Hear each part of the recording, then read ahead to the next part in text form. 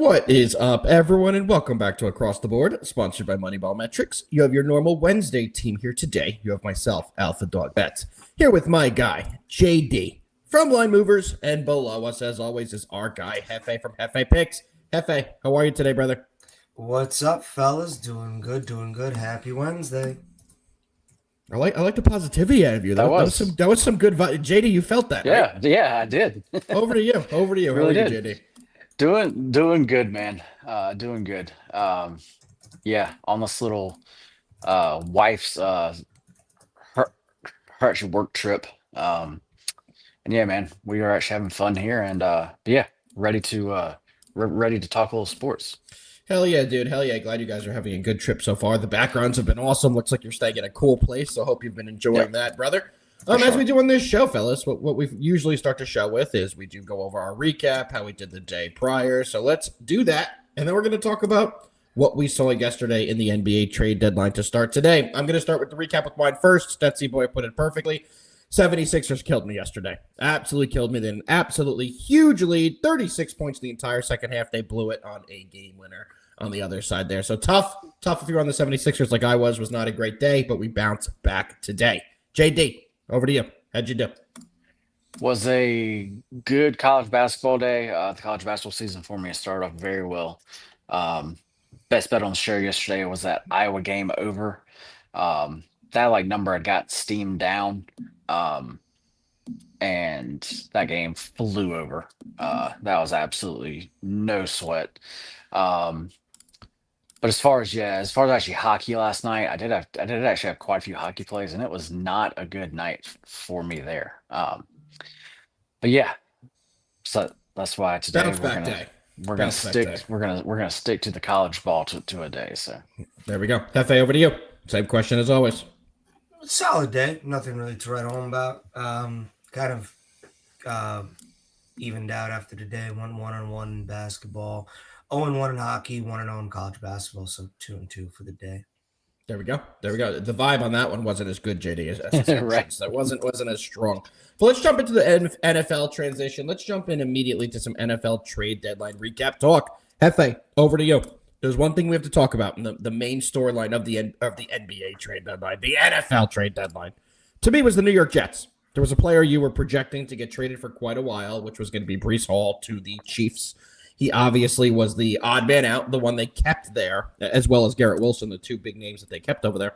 What are your thoughts about that? Do you think it has anything to do with they just weren't getting a third-round pick offer, and because if he leaves in free agency, they get the compensatory fourth-round pick anyway, so it was like we might as well keep him? What do you think Yeah. happened there with Brees Hall and the Jets?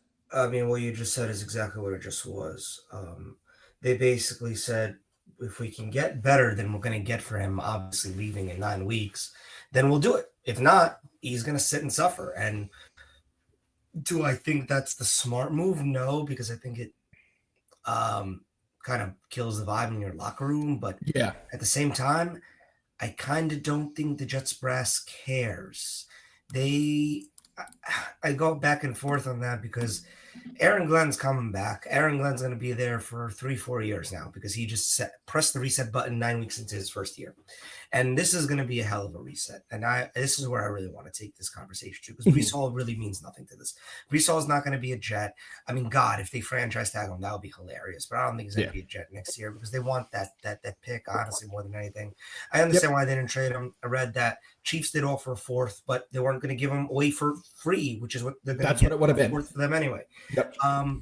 It's not what I want to talk about. I mean, obviously the news is you trade Quinn Williams to the Cowboys, you trade Sauce to the Colts. I think both of those trades are winners. The winning team is the Jets in both of those trades. I don't know. I get what the Colts are doing. I'm not going to question them. They basically are taking the Rams approach of F them picks. Sauce could maybe get back to who we thought he was in his first couple of years, an all-pro corner, playing on a really good team. And by the way, that secondary is also going to get Travarius Ward back any week now from IR, who was a big free agent signing. That might be scary.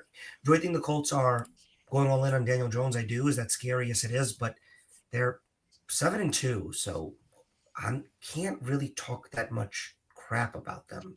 We'll see where it goes. Cowboy side, Quinn Williams. I I said this yesterday before we knew about the trade. I don't think the Cowboys are one player away on defense.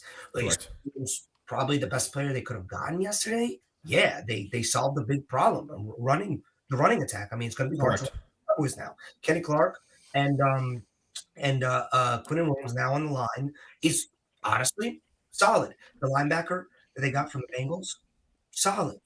They still have an absolute trash secondary. So I think Correct. going on the Cowboys is going to be easy. Now, can you play the game of, well, we don't have to load the box anymore because we got a big hog volley now on the line? You could. We'll see how that goes. I don't love the trade for the Cowboys. I want to focus all my attention, and then I'll let you guys talk about the Jets, who now have, in the next 2 years, 2026 and 2027, outside of their own, 3 extra first-round picks and 1 extra second-round pick. Correct. Right? So now we're at if you're not really in tune with the Jets, you might be thinking of, damn, I mean, this is crazy. This is like a once in a lifetime thing. Timeout. It's not. Guys, they just had this same exact situation 4 years ago. 1 less first round pick, but same exact situation. Yep. 4 picks that weren't theirs. I think it was 2 1s and 2 2s. Now they got 3 1s and a 2. And guess what they did with those picks, guys? They drafted people by the name of Sauce Gardner, Quinnen Williams, Garrett Wilson, and Zach Wilson. Yeah. That's how those picks kind of came to be through trades and everything else. Well, hell of a rebuild to just rebuild again. Because guess what? 3 of those picks they hit on. 2 of those picks just got traded for more picks. 1 of those picks is a bum. And the other pick in Garrett Wilson is looking like he's going to be a good player for the Jets for many years to come, TBD. My point is, you could have 7 first-round picks. You could have 30 first-round picks. If you can't have good talent evaluation and talent development, none of that matters. Correct. And my question to you, all Jets fans, is, are you really believing that these guys are going to pick the right guy and more so develop them correctly? That's the number one question. Now, am I jealous as a Giants fan of what the Jets did yesterday? Yeah, I am. I'm not going to lie to you. I am. I think that's how you properly build a team. Correct. What I would love to see the Jets do, and this is the last thing I'll say, I'll let you guys talk, is I'd love the Jets to not reach for the quarterback this year. I would love the Jets to not be in a position where, whatever, let's just say they have the 3rd pick and the Titans have the 1st pick.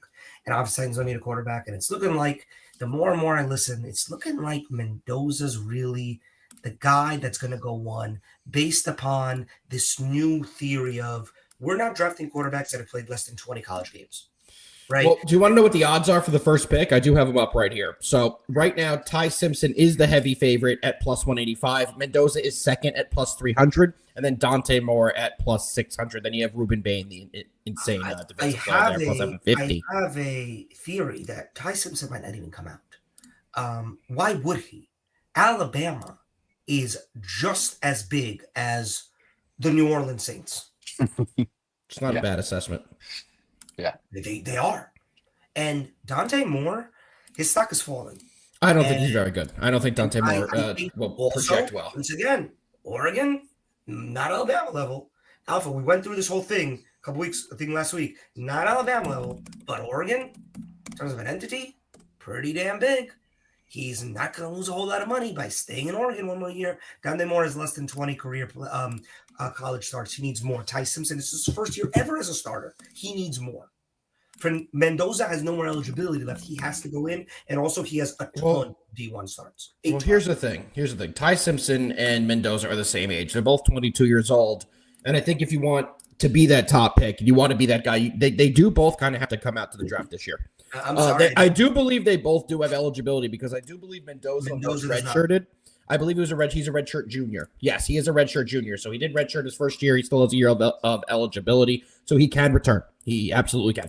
Ty Simpson also can return. He did redshirt as well. So they both definitely can go back. Started this year. Yeah. Correct. Yeah. Well, you don't lose a year just by being a starter. If you're on the roster. I'm not so much talking about how many years or how old you are. I'm literally talking about how many starts you have. I get that. This whole thing about, oh my God, that guy in those 11 games looked amazing is getting old. And I don't think it's playing out well, to be honest with you. Zach Wilson, Anthony Richardson, give me more.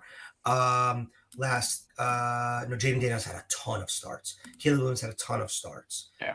Give me a young quarterback. Justin Herbert had an unbelievable amount of starts. I'm just Jackson going Dart. popping in my Jackson Dart started at USC and Ole Miss. A ton of starts.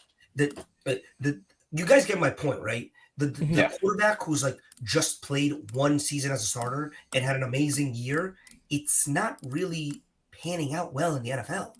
Because they're finding out it's more of a project. And guess what the NFL has no patience on, no matter how many times you hear it. The rookie quarterback is starting the second shit goes bad. Yeah. If not week one. You're not wrong. So that's all I got to say. I hope the Jets draft the quarterback in 27. And in this draft in 26, they stock up on ancillary pieces because now they have the ability. They still have Justin Fields if they want him next year for $20 million. I say you run that shit back, have another terrible season next year, draft the quarterback in the 27 class. We're gonna have CJ Carr, Notre Dame, Reed out of A&M, Arch off season coming out, so Arch will be in there. But then why would they do that? Because right now they're basically 1-2. So that's the counter argument, right? Next year is a deeper quarterback class. There are more guys that are going to be in that draft that are probably going to have higher stocks than the guy we're seeing right now that may be more translatable or what's the right word there? Transitionable to the NFL and immediately have an impact. So maybe they go out this year because they're guaranteed to be 1-2. You know what I'm saying? I don't think Dante Moore is ever going to pass them. I have the answer for you. I literally don't think there's a quarterback you could draft this year that you could put in the Jets offense next year and expect them to have any success. The team is horrible right now. They're horrible. Right. But here's the good news about the Jets. If you're a quarterback, they have a good offensive line. They do. They've spent a ton of capital in the first. Last year, they took Armand Membo. They have plenty of guys in that offensive line that are capable, and their grades are not that bad. Not really that good. Fashanu, but he's a serviceable player. He's a starting. Their number one offensive lineman's always injured. Vera Tucker. I haven't seen but him he'll be in back. 3 years. But he'll be back. I think my point is, I would love to see the Jets not do what they keep doing again, taking a rookie quarterback, then taking a splashy wide receiver or whatever, an offensive lineman, whatever they do, and then being like, all right, let's go. And then what's going to happen is this fan base is going to go crazy when they're 1-6 next year again, and it's going to be fire Glenn, and it's going to be bench whoever the rookie quarterback is. And no. I think for once you take the long approach. That's all I'm going to say. Leave it up to you. I think if they're in position this year, I think if they have a top 3 pick and on the board is either Mendoza or Ty Simpson, let's say they both come out, they're the 3rd pick, 2nd pick, whatever it may be, and one of those guys is on the board, I think you have to take them. You don't know where you're going to be in the draft next year. And the picks that they brought in are not going to be top 10 picks projected. You know what I mean? So the guys they're getting, of course, they can package those picks and move up in the draft and then take a different quarterback. But let's say they finish 2nd or 3rd. I just don't see them passing on a quarterback where this regime can choose their guy. They can pick who they want. They can build their roster around them. Because if you get the quarterback now, you can build around that quarterback for his talents and what they need to add for him to be successful. So I'm not exactly sure that they're going to do that. I probably would agree with you that that's probably the right approach, Hefe, but I don't know if they're going to actually do that. Because when you have the opportunity to make that decision and you get one of the top 2 guys, usually you're going to take it. You know what I mean? So I'm not convinced. I'm not saying your plan is the wrong plan. It's not the one that will be the most successful. But I do think that the Jets, if they are in a position to take either Ty Simpson or Mendoza when it comes to draft night, that they will make that decision. I think that I would be the only way I see it happening is the Titans have the 1st pick and the Jets have either 2 or 3, which is totally possible right now. And that the Jets obviously now have immense draft capital to move up.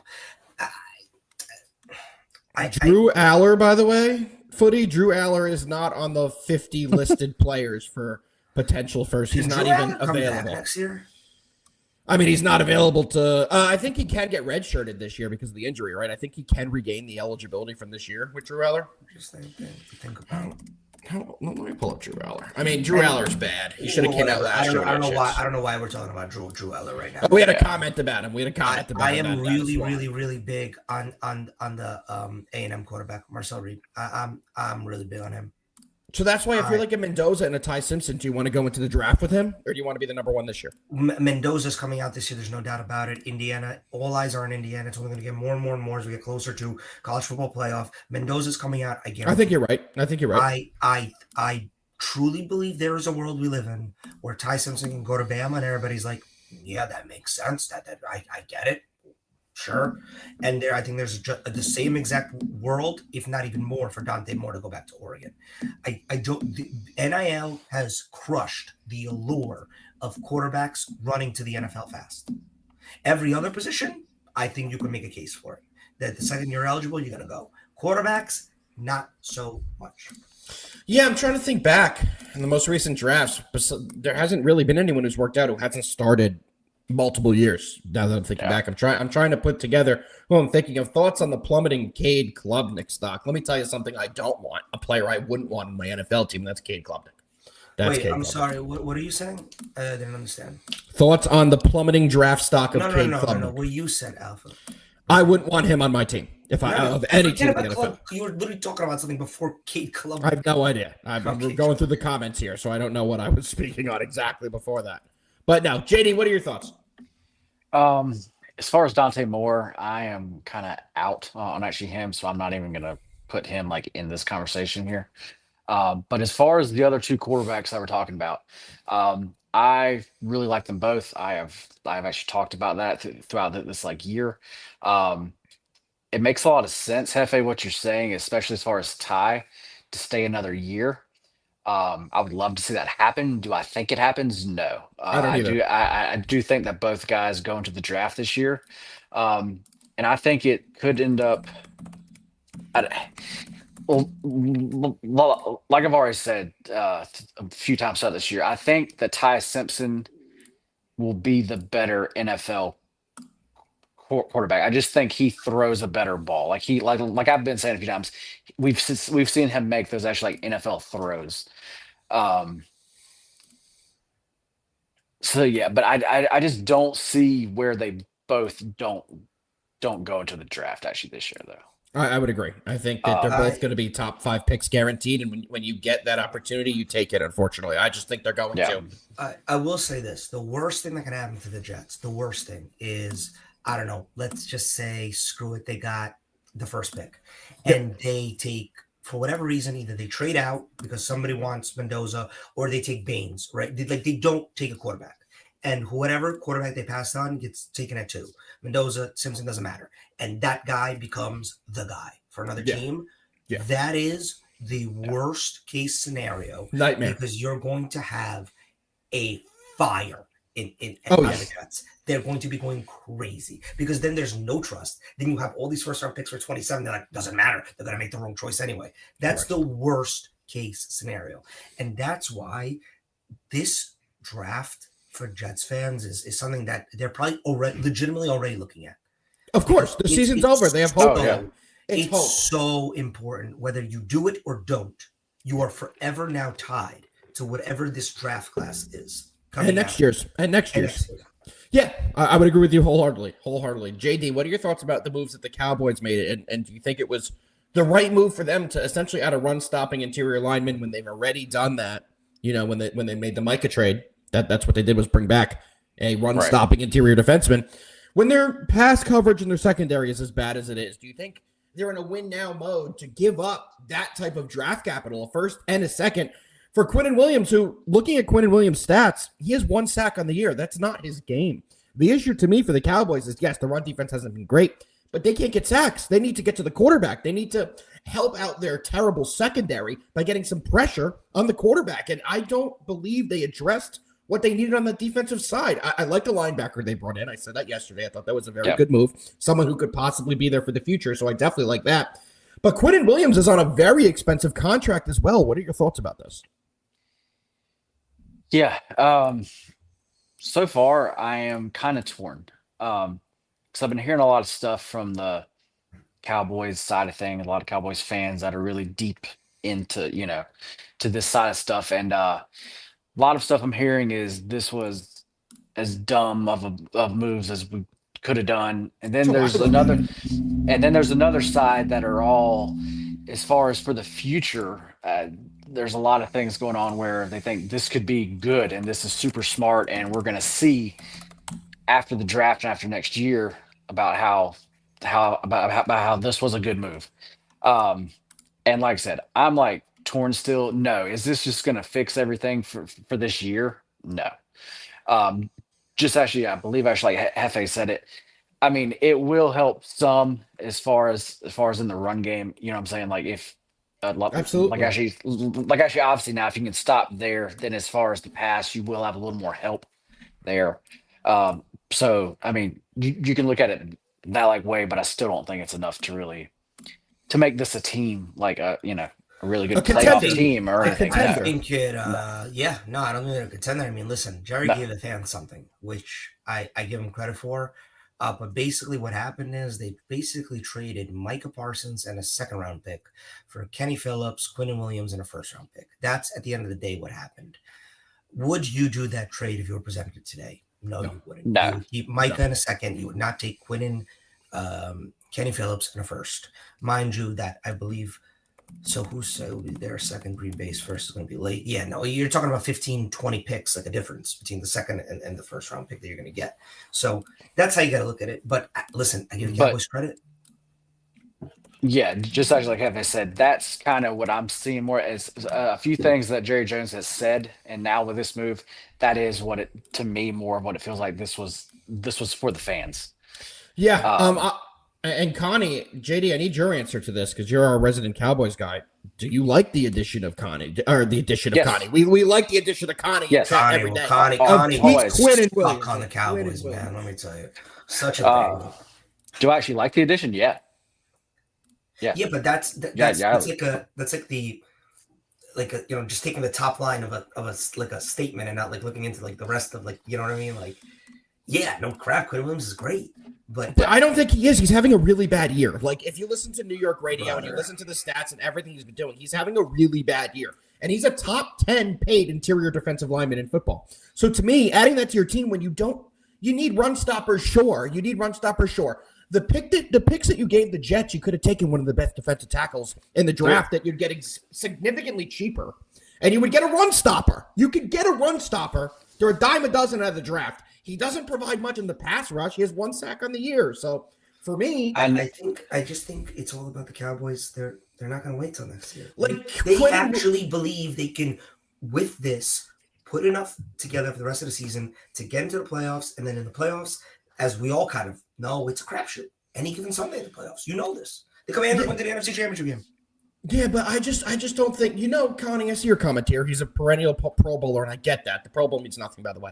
But Quinnen Williams would make sense for this price to a team that needs to stop the run that's contending for a title. That's who I would think would have made that move. That's And what the Cowboys they aren't, are. but they're not. But- They're so far from that right now. Their defense is not good. When you look at it from this point, that I just thought right here. What's up, on Brucey? actually Monday night, we were actually watching that game live, breaking it down.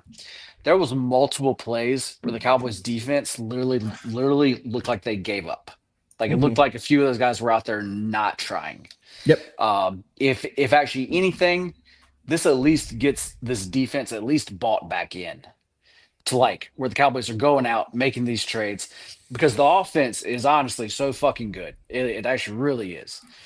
So if the defense can do anything, then I mean, yes, there is that chance. Like I said, am I sitting here thinking they're going to do something? No, but it at least gives that chance.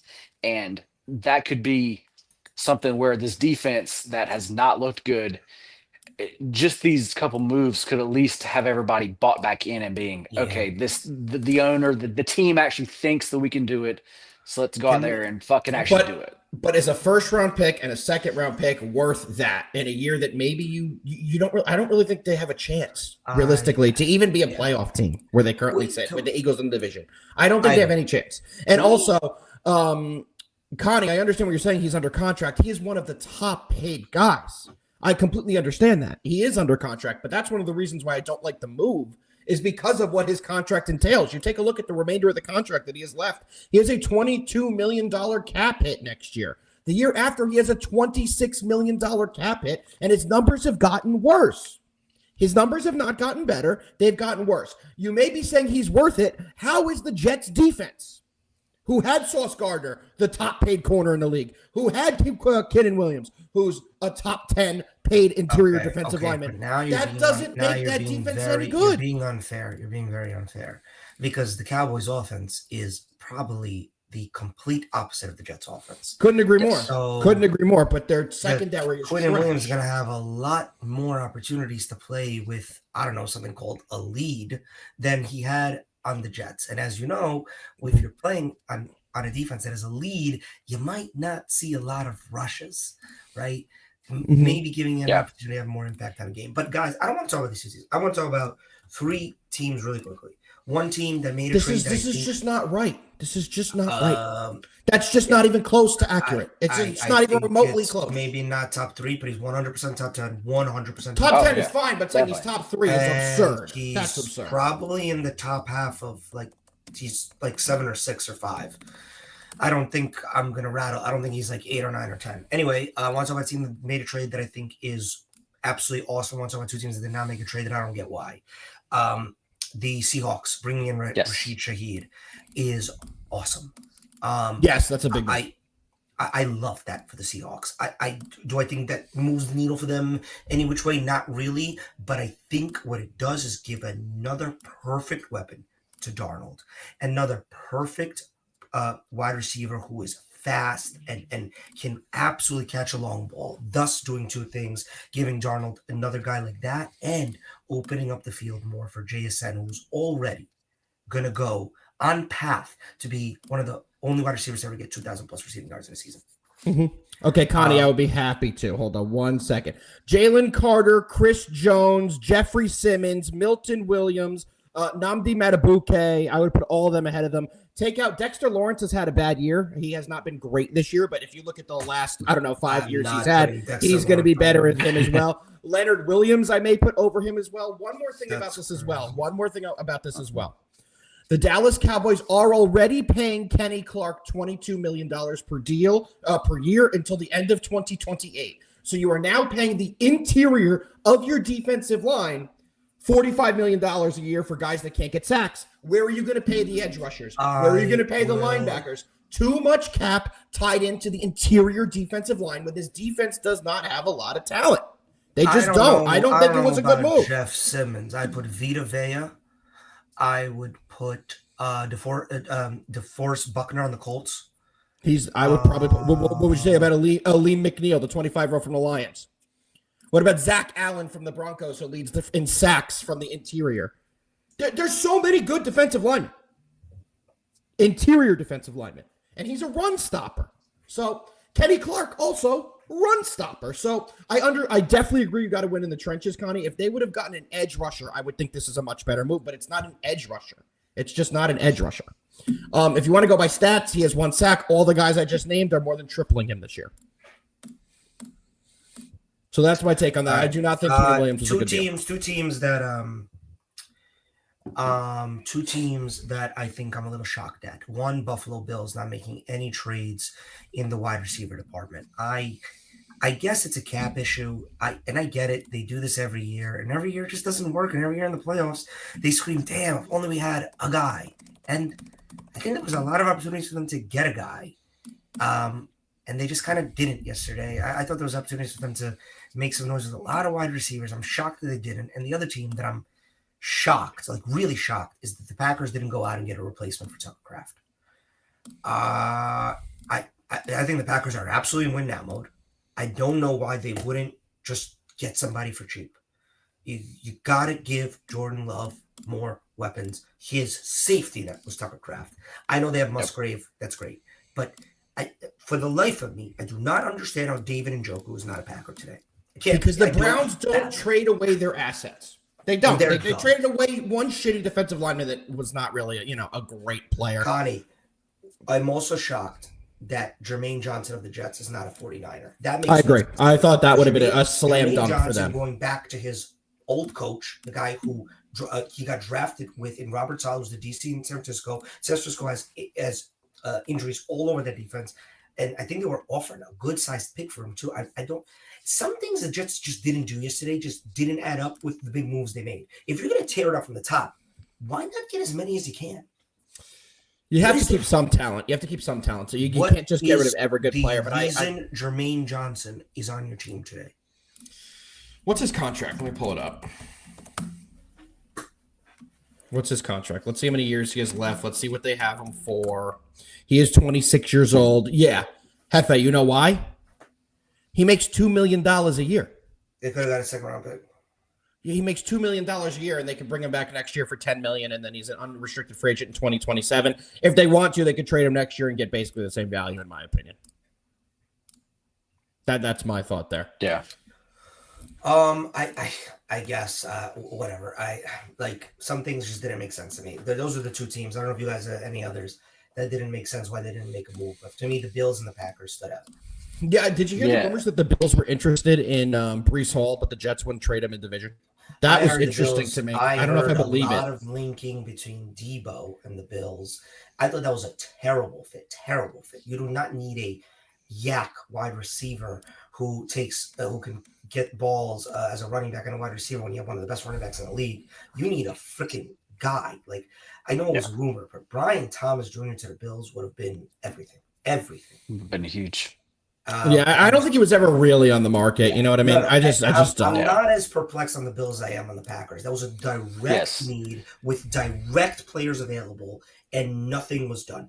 Yeah, honestly, I would have been okay with the Packers overreaching for Njoku. I think he would have been perfect. Yeah. I actually totally agree there because the Packers, just like you said, FA, they're in definitely a win now mode. And I mean, JD, Bills obviously are too. Well, they are too, but to me, the Bills are still just a much better team.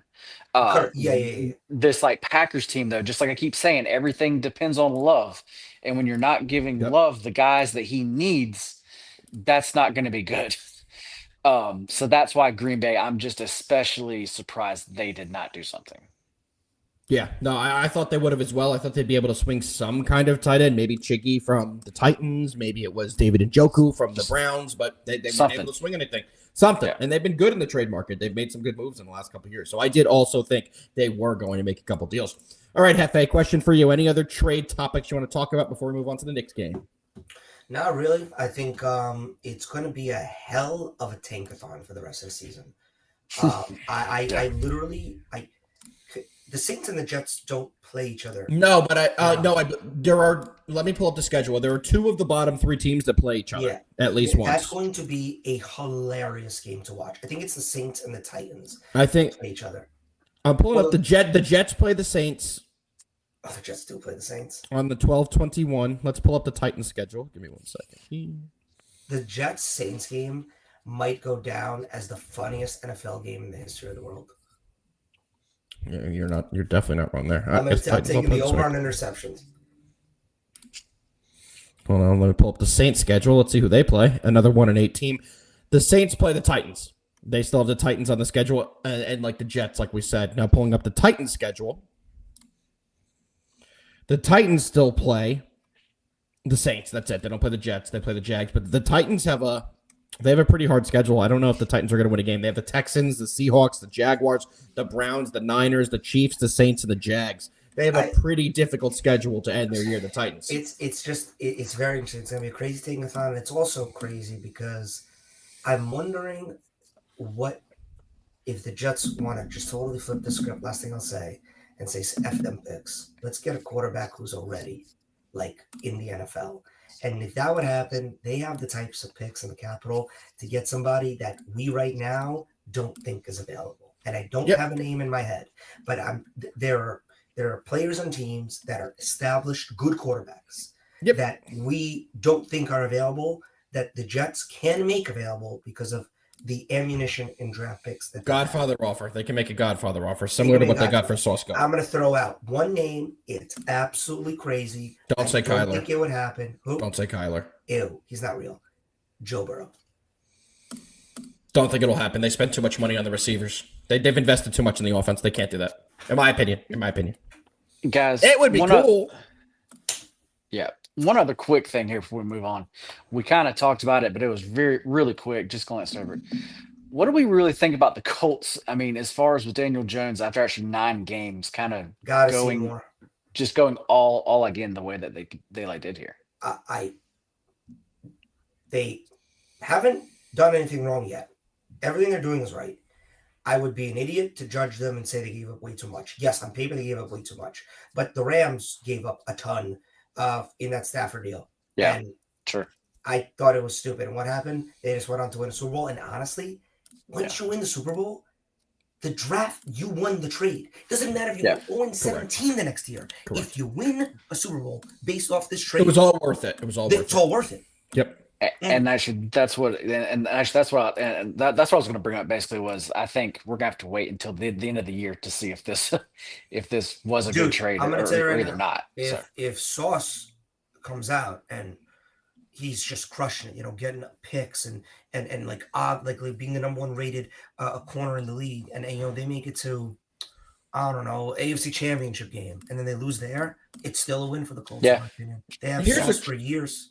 Here's a question I have. So we're getting all these alerts today. We all know about Asante Samuel Jr. He had spinal fusion surgery. He was not deemed eligible to play football, but he has been now cleared. He is a free agent. Why am I seeing that he's meeting with every single team but the Dallas Cowboys? Like, if you're going to go in, you're going to get the guy in Keenan Williams. Why are you not going to bring in even Asante Samuel Jr. for a look as a free agent corner? That's what I'm confused about. He's meeting with the Panthers today. He's going to the Vikings tomorrow, it's saying. How are the Cowboys not stop number 1, 2, and 3 on that list? If Jerry wants to make a difference, bringing Asante Samuel, that to me would be a huge impact for them. Getting a corner who could actually play. But I digress. Gentlemen, you ready to move on to a little NBA? Yes, sir. Let's do it. Let's do it. We're only breaking down one game today, but it's the most important on the slate. The Fighting Hefferoni is the New York Knicks host the Minnesota Timberwolves. Hefe, the Knicks are undefeated at home, 4-0 on the year. T-Wolves, 3-1 on the road, so it should be an interesting matchup. This is one where Julius Randle, Dante DiVincenzo, 2 former Knicks who were traded for Karl Anthony Towns, are returning to New York and taking on their old guys. Karl Anthony Towns is a true game-time decision, but the line is indicating that he will play in this game. Hefe, I'm going to start with you. What do you like in this one? And as you go over it, I'm also going to bring up our good friends at BetQL and show what they have broken down for this game. So, Hefe? Probably one of the better opponents the Knicks are going to face. I am looking at this line. I'm looking at Anthony Edwards' designation, which is questionable for tonight, and game time decision. And I'm thinking to myself, what does this line mean? To me, it probably means that Cat isn't going to play and Anthony Edwards isn't going to play. That's what you think it means, really? -3.5. Timberwolves aren't bad. I mean, I think this would be closer to like a 1.5 if Ant was playing and Cat was playing. If Cat wasn't playing and Ant was playing, this would be way closer to a pick'em. I don't think Cat goes, or rather, I don't know who Cat is. Sorry, I apologize, Carl. I'm curious to see Ant. I'm with the Knicks here tonight. Ant's playing. Ant was a full participant in shoot around this morning. I think that's pretty. He's going to play. I like the Knicks here. I think it is a Knicks line. Knicks obviously play better at the Garden and on the road. Garden's the best home atmosphere, in my opinion, in basketball, if not in closed arenas. Not counting football. I like the Knicks here. I think their style plays well to the Timberwolves, who are kind of still trying to figure out who their other guys are outside of Ant and Randall. Nas Reed and those folks. Knicks team that I saw last 2 games, I know Bulls Wizards. So much better team in my team effort, not Brunson Ball effort, which I allude to the same thing like Luka Ball and SJ Ball and et cetera, et cetera. I don't think you could win night in, night out, but just having your best player be your number one thing going on offense. I think it has to be a team approach. Well, let me read to you the backups on the T-Wolves this year, and this is why I'm not super high on this team. Their starters are good, but coming off the bench, Leonard Miller played 8 minutes in the last game. Tell me if anyone's ever heard of him. Right after him was Joan Behringer. Let me know if any of you have heard of Joan Behringer. Then you have Nas Reed off the bench, played the bulk of the minutes. Then you have Jalen Clark, Terrence Shannon Jr., and then Rob Dillingham, who they have some big expectations for. But this team isn't deep to me. I think that's a big issue for them. When you take a look at the guys that are coming off the bench, a lot of you are not going to know who they are. May not have even heard of some of these guys. One thing I want to point out, and you guys can see on the screen, our friends over at BetQL do have this game as a 4-star 4-star advantage for the New York Knicks. 4-star advantage is a big advantage that they're giving. They have the projected score you could see right here. Fred's a 6-point favorite. You can see the grades they have there. Right now, the Timberwolves offense is getting a D+ grade. That's probably a little bit indicative of Ant-Man not being there for a couple games, but either way, I do think their offense is going to struggle, and we've seen them struggle this year. So, JD, with the BetQL 4-star advantage, you're going to back the 4-star advantage here. About to say for this game, I really didn't have much. But yeah, with them having a 4-star play on it, as far as the side, that would definitely be the only way that I could lean. Other than that, what I'll be doing was probably looking at a first half over here. I as far as the numbers, I do need to look at that again, but that is probably my actually probably my best lean here. There we go. Oh, we lost JD right as he said that's going to be my best lean here. Good timing for that. Hefe, we got JD back. Hefe, did you see the tweet from Underdog they just posted? NFL? David Njoku was asked about his future with the Browns today. He screamed into the reporter, "I'm not fucking leaving." So that's the answer for David Njoku. Looks like he is still going to be the long-term plan at there at tight end, or at least he's being told he's still going to be the long-term answer there at tight end. I am going to be taking the Knicks here minus the 3 guys. I think they'll be able to get it done. The Knicks are a very good home team. They had a very good performance in their last outing. And it's an emotional game for some of the guys returning to the Knicks. And they haven't always performed when they've returned back to the Garden, including Julius Randle and Dante DiVincenzo. You're going to tell me Ant-Man's coming in with a little bit of a hammy issue. That's not always good. It's going to restrict his shot a little bit, going to make it a little difficult for him to move around the court if he does return, which I do believe he will. And the Knicks, I think they're going to start getting better and better with the new system. They're getting better learning the system. Yep. I'm all over the Knicks minus 3. And with our good friends at BetQL, they have this yet again as a 4-star advantage. JD, what is the promo code that they can use for BetQL to get a nice 15% discount on any package? You can use promo code GETBET4. Let me put on the screen there. Yep. Promo code GETBET4 will get you 50% off of any package you would like. There we go. JD, nothing else to add on this game? Hefe, anything else to add on this game before we get into our best bets of the day? No, sir. All right, let's keep it rolling, gentlemen. We're going to get into our best bets for Wednesday, November 5th. And as you guys know, best bets aren't just presented to you by the 3 of us on this panel. They are proudly presented by our good friends over at Funded Stake. But don't listen to this asshole talk about it. Listen to JD's cousin Derek break down Funded Stake. FundedStake.io, the ultimate platform for sports traders looking to unlock their potential without risking their own money. We're here to help you transform your sports betting skills into a profitable and sustainable business. Whether you're a seasoned pro or just starting out, Funded Stake gives you the tools and capital to scale your success. Here's how it works. 1. Choose your account. Pick an account size that fits your needs, starting from $1,000 all the way up to $50,000.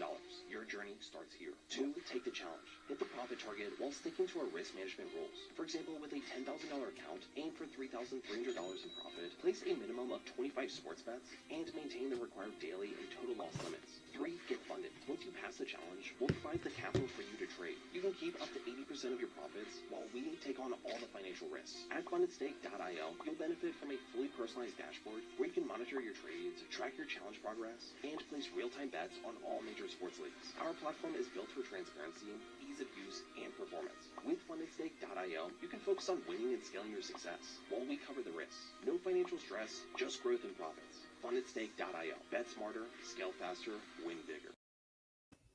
Bet smarter. Scale faster. Win bigger. Win bigger, baby. Let's pull up Funded Stake and go over our best bets of the day. And make sure I put up the right screen here. You guys don't want to see my other screens. There we go. Funded Stake. Hefe, pronounce this team in the Mestriligia. A.K.A. Tabasulu versus Saku Sporting. I just want you to say this last one right here in the South Africa Premier League. What's this team? Durban City FC versus Maramumu Gallants FC. Guys, signing up for Funded Stake is just fun enough where you can just read these names and learn about all these teams. Zenit.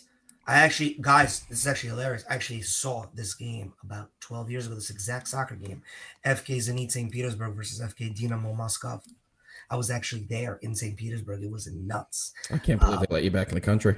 No, this was when for high school graduation, when I was 18. So damn, 15 years ago. That was the craziest sporting event I've ever been to in my life. We had to get walked out with SWAT around us, literal SWAT. Well, I'm glad you had a nice time, Hefe. I'm glad you had a wonderful experience at the Russian extravaganza soccer match. Okay. So I am gonna pull up here the spread for the Knicks because that's what I am gonna be taking as my best bet for the day. Hefe, you riding with me with the Knicks? Yeah. All right, let's find the minus 3.5 or 2.5. What do you want to do? Minus 124, minus 107. I mean, 3.5 is what I gave out, so 3.5 is what we're riding with. There we go. I'm not scared. We'll ride it together. JD, tell us something in college basketball you want me to pull up. Pull up the Oh, speaking of college basketball, we didn't even speak about it. The Dukies look good, boys. Oh, boy. Yeah, they did. Oh, JD, you want to go to college basketball? Yeah. JD? Yeah. Okay, sweet.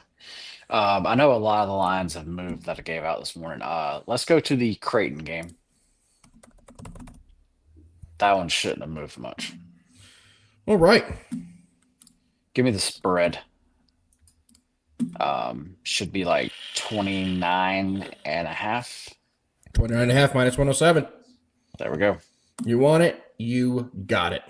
Guys, Fund to Stake is fantastic. You can see here how easy it is. They have SGPs. You get funded trading up to $100,000. You could play Bayern Leverkusen versus the Hamburger. Hilarious footy. You got to wear a Hamburger jersey one day here. You guys can see all the different offerings they have. They have an unlimited amount of different sports offerings. You could do esports, darts, cricket, baseball, Aussie rules, whatever the fuck Aussie rules is. You could do that. Futsal, which is literally like that soccer with a softball you play inside a gym. Really cool sport. Didn't know you could bet on it. You can here. Pretty cool. So yeah, Fund to Stake offers you guys everything. Everything. And JD, what's the promo code we have? I was about to say, we actually have another new deal. Bro. I know, bro. Tell them. As far as you can actually get 30% off, 30% off of a 10K account using promo code ATB30. That's ATB30 for 30% off a 10K account. There, make sure you guys check them out. Gentlemen, I feel like it's been a fast show, but the clock says it hasn't been a fast show, but it feels like a fast show. JD, you have anything for the people before we give Hefe the final word and get the fuck out of here? College ball has started, guys. I do know that a lot of people like to wait to bet on it, but I'm telling you, this is my favorite time of the year. These first like 2 months, this is where I think like the money can really be like made, because the markets on these teams is just I think soft. So if you've actually been actually thinking about getting on VIP and you actually like betting college ball, right now's the time to do it. Send me a DM and I will get you set up. There we go. Make sure you guys hit up JD. Hefe, back over to you. Did you see Nick's comment, by the way? I did, and Nick, I got some news for you. I did some looking yesterday. We have a situation, a mathematical situation on Saturday. I'll let you guys know about it tomorrow when we talk about college football. Wow. But we have a math is mathing, a state versus a portion of the state. No. Red alert, ring the alarm, matchup on Saturday. I've looked into it. All the parameters match. It is the portion of a state versus another place that's a state in the name. The math is mathing. I can't wait to tell you guys about it. Good one. Amazing. Last thing I'll say, as I always say, Carl, don't let me down. This is for Carl. They shouldn't have given me these buttons, JD. They shouldn't have given me these buttons. JD, over to you. Do the thing you do where we get the fuck out of here. Guys, I hope everybody has a great day, and let's fucking win. Let's fucking win. We'll see you guys tomorrow. Same time, same place. Peace out, everybody.